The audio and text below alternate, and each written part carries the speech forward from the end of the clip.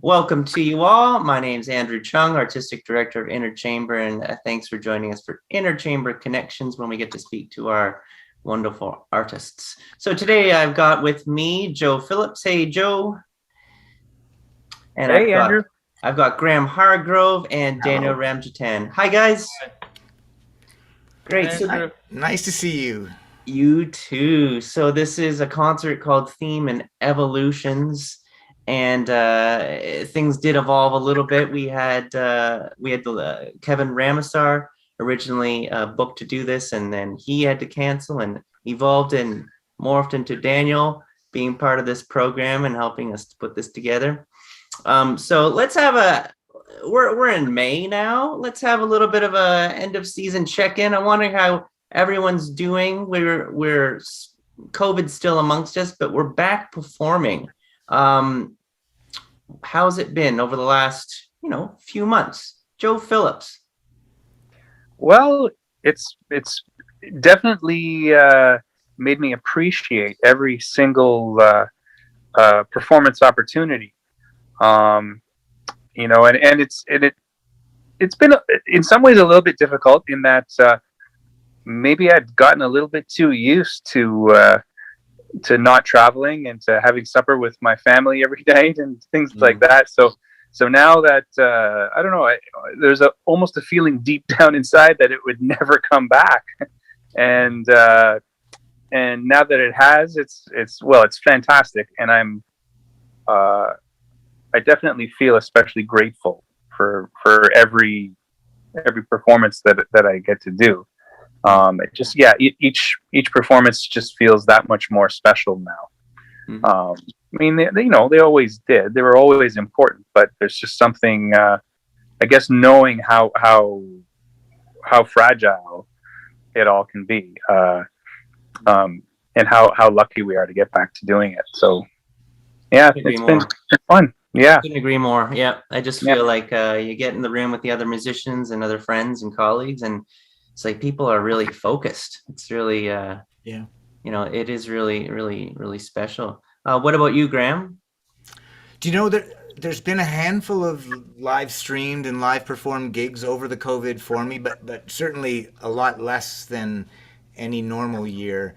And I think it was kind of nice that every time a performance came up, there was time to focus on it rather than be divided between all the projects that we tend to do at once. And I sort of appreciated that. I appreciated some downtime to practice my bones and frame drum, which is, what I like to wander the house and do, and maybe just take stock of where life will go after the world opens up again. I think that was the time for me. It's lovely to get back in the room and play with people, which I've done a fair amount of now in the last 5-6 months, I guess. It's been slowly ramping up, which is nice. Yes, slowly ramping up, but still feels like you were in neutral, I'm sure, and then you're in top gear now. And yes, momentum again. It's hard.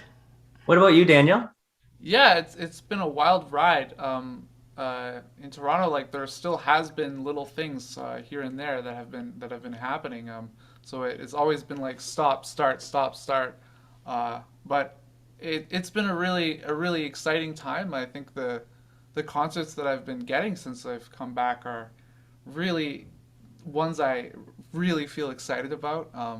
And it was great to be back here again. So it was great to be back to in person. I definitely see what the live stream was offering.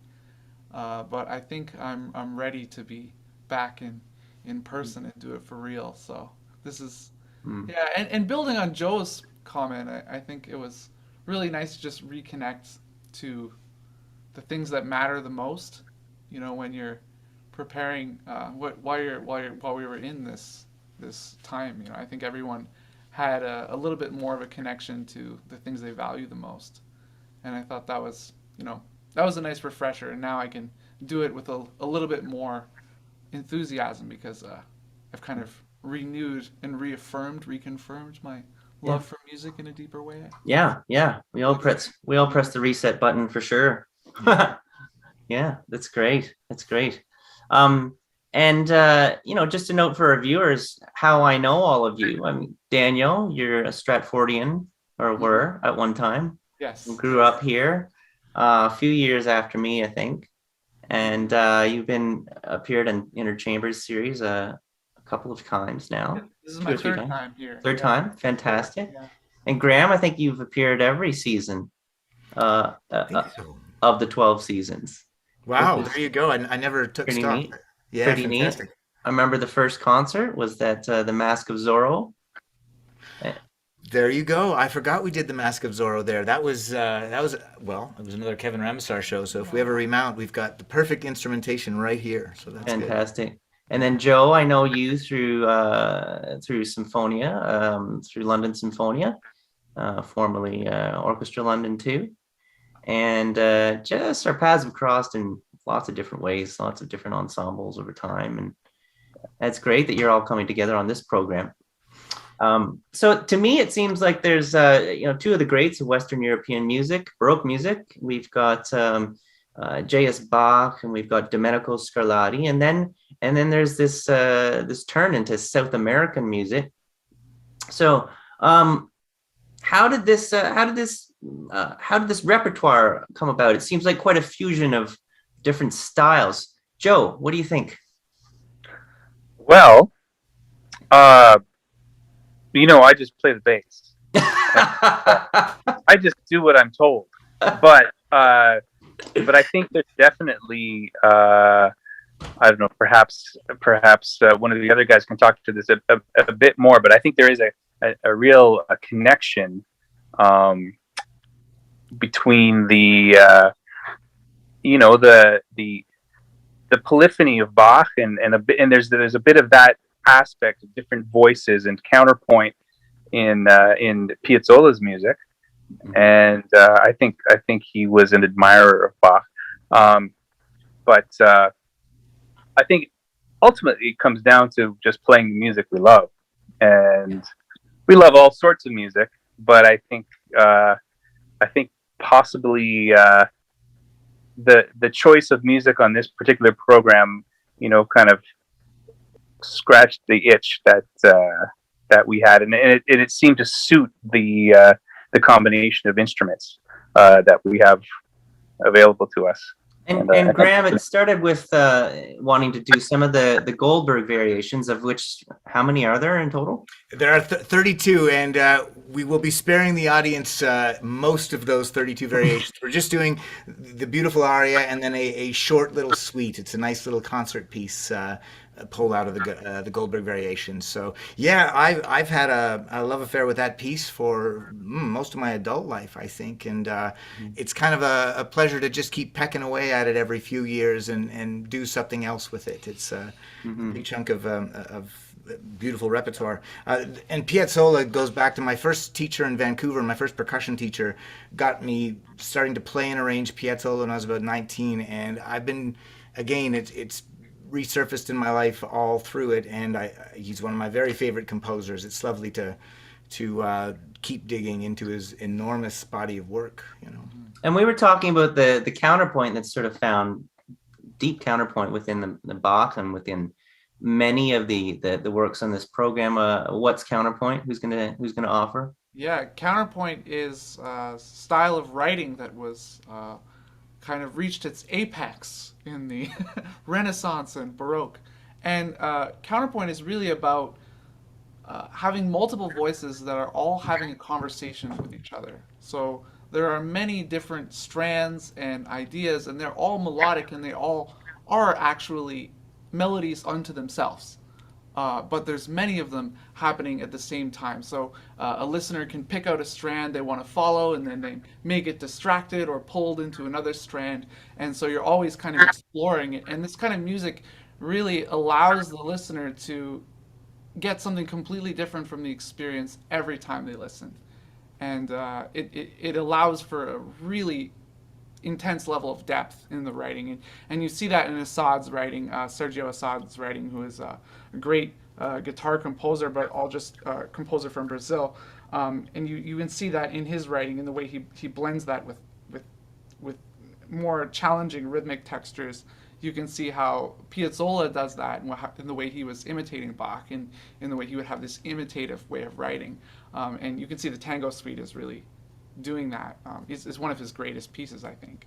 And as a guitarist playing Mm. counterpoint, it's your job to imbue each of those different melodies with as strong of a difference of character from what preceded.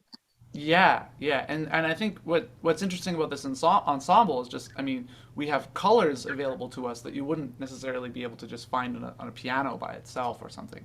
But you have, you have the marimba it has such a strong focus here, and then the guitar has all of the different strings. They have a different color, and the bass has all these different things. And then on top of that, we're all playing percussion elements as well in the music, which adds this whole like deeper rhythmic component to it. It's just really Mm-hmm. exciting. So, The Piazzolla he was called Tango Nuevo or Nuevo Tango, the new tango, and some of what's on the program is we start with Milonga, which is a piece by Jorge Cardoso, which is almost a pre-tango art form. It predated tango in the late 1800s, and then we jump right to very hip modern tango of the latter part of the 20th century.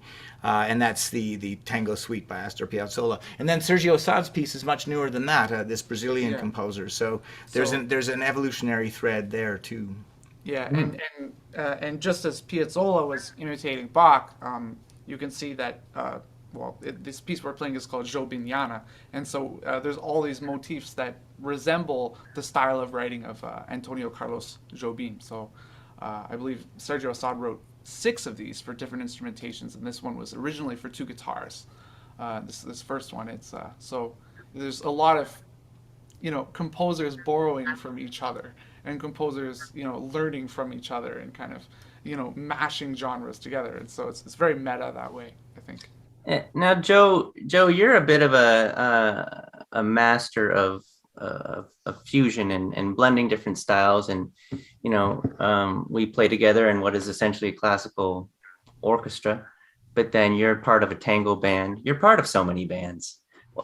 How do you wear so many hats? Like, what's the key, do you think, to being able to be so fluid within one concert, right? You're not doing a whole concert of tango music.